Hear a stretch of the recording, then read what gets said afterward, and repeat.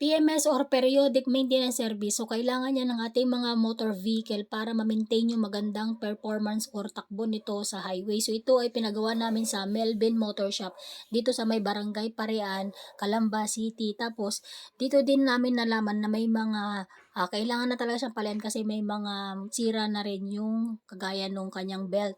So, yung belt niya, ayun guys. So, yung belt niya ay may kunti na rin na lamat or medyo mapuputol na, kaya buti nga naagapan kundi matinding disgrasya abutin namin diyan kapag ito ay nagamit.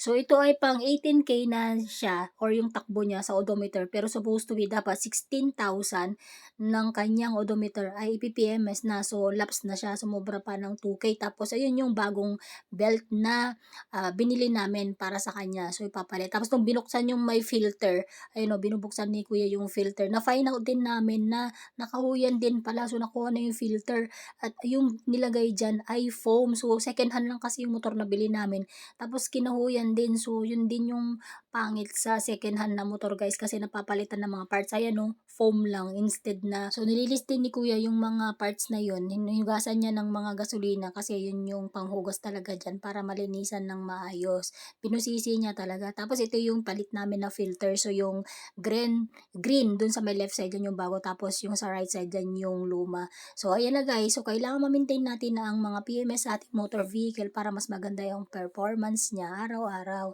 Salamat guys sa panunod lagi ng aking video, tapusin sana ito hanggang sa dulo, bye!